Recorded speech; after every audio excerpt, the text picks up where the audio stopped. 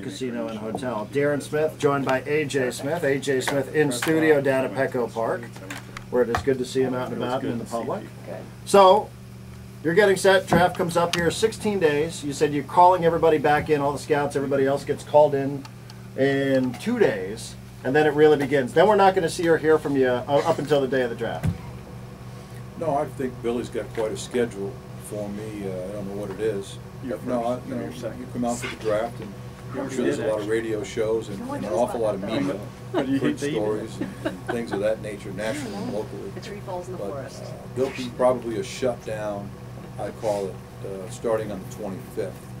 That's when everything ends, and we spend those 3 days game planning what you and I were talking about. What is the plan for the Chargers when you wake up on the 28th? Is it more difficult from where you sit to be in an off-season getting knocked out of the playoffs or not making the playoffs? Well, the whole thing I don't like. Number one, we're not in the playoffs. That's the most important thing because you have no opportunity to win a championship. You're done. The next thing is we're second in our division. It's not good. So you have to rebound immediately and become what I call relevant. Well, what's relevant? Win the West, be in control, get an automatic bid to the tournament, and get in that playoff all the time. And I'm not going to bore everybody, and I've done it with you, Darren, over the years.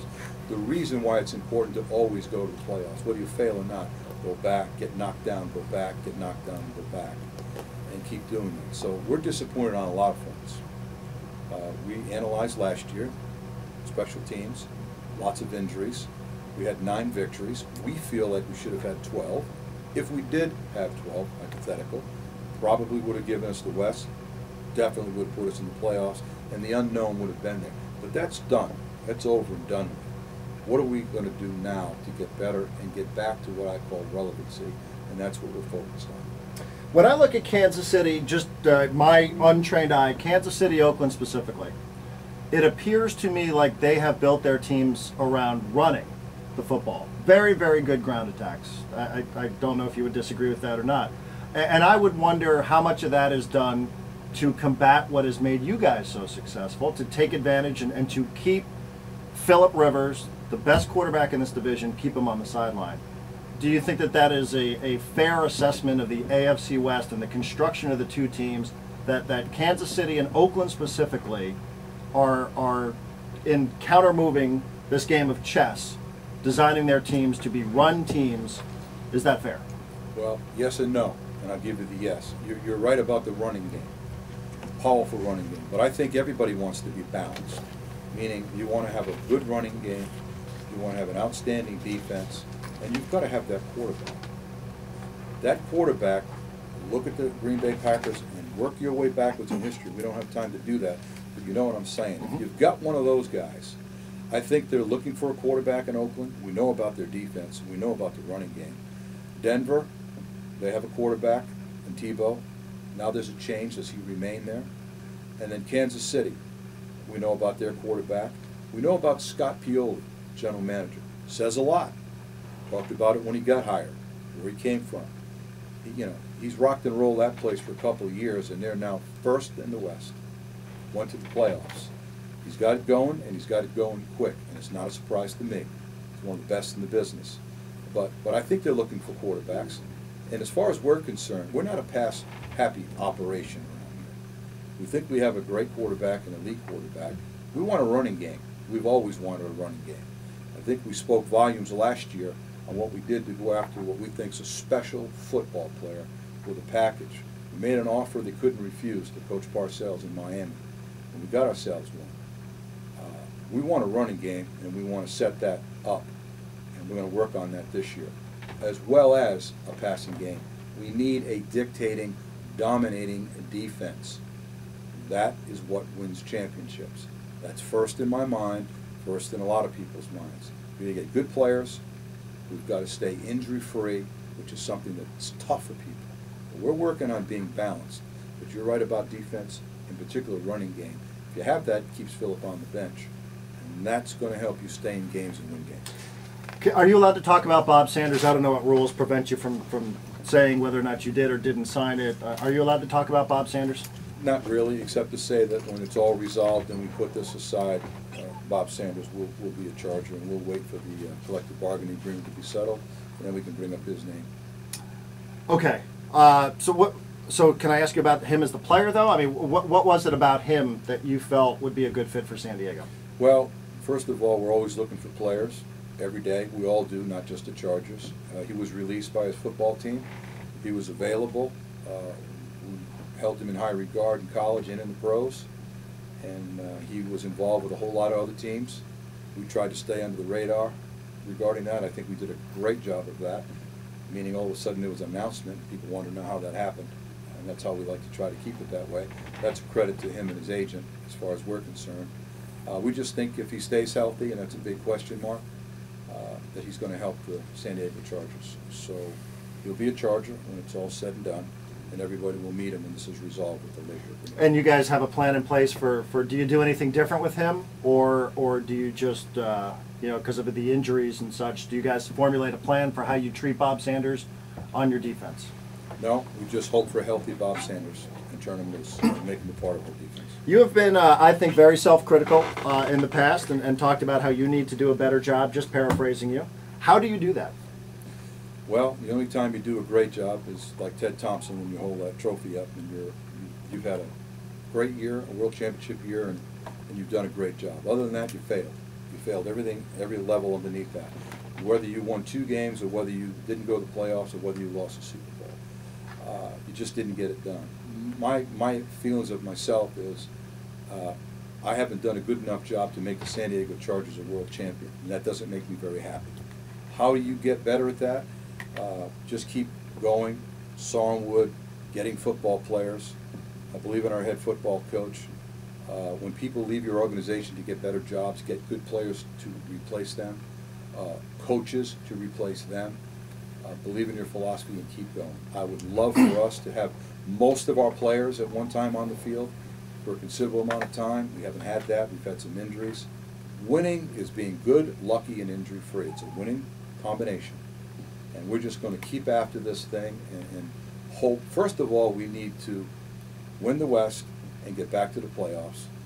So you've got to win a bunch of games to even get that accomplished. But that's our goal. Then after that, hopefully we can become world champions if you get in postseason. So we're just going to try to get ready for the opener. The draft is first. We'll have an agreement at some point in time. Free agency will be there. We'll target some players, get them, go to training camp, go to work, get after it.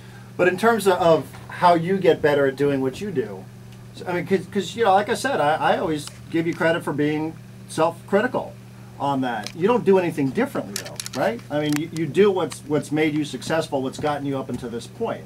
Or do you reevaluate everything as a whole and say, what was I doing early on in my career as a general manager when I was having a lot of success and producing players who were big-time, big-name players going to Pro Bowls? How often do you evaluate yourself with that regard? I understand fully your question. Yes, absolutely. At the end of each year, okay, what did we do that we could do better? What mistakes were made? But I've always said this, that every decision that we make before we make it, we believe we're 100% correct in what we're doing. And then when we do that, I always stop everyone in the organization, including our owner, and say, okay, we're ready to go here. But let me tell you right now, we're not going to be 100%. And we know that, but we don't know that right now, but we know it's going to be less than that. And when we find out what went wrong, we will look at that, analyze it, work our way back to your point. But I do know this. If you're on a high percentage of the things you do, and I mean all things, not just the draft, trades, free agents, any move you make, bringing players on, removing character deficiency players in our mind that aren't doing it the Charger way, regardless of who they are, how much they make, or what their draft status, get them out of town, get new ones in. If we're winning, if we're a winning program, if we've turned it around, if we're one of the elite teams in the league, if we go to the playoffs, if we win divisions, and we're chasing, I think you're making progress. You're not a bad football team. So I'm happy with how far we've come to where we are. What makes you go over the hump to actually get it done? Just keep doing what you do and keep being positive and excited. Injuries have eliminated players.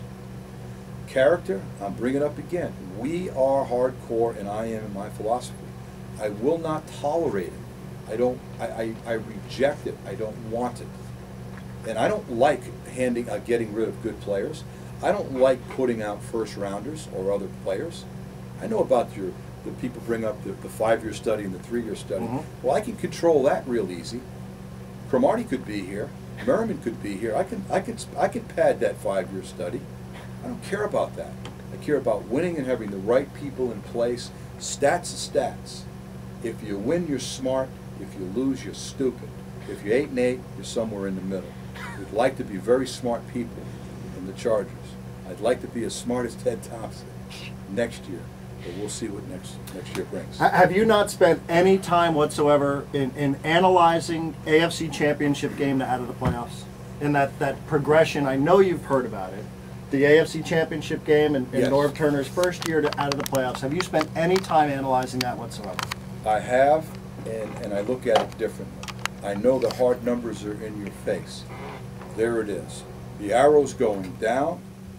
We're going to hell in a handbasket. It's finished. I've heard that, I did well in the draft in the beginning, and as a couple of reporters told me, the golden touch is dead. It's stone cold, and looks like the Chargers are bottoming out, and this thing is never going to turn around, and, are you afraid of losing your job? Are you going to get fired? Do you have pressure this year? How are you standing up under all this pressure? And my attitude is, look, I'm excited about 11. We know what we have to do, and we're going to rebound back, and we're going to get after this thing.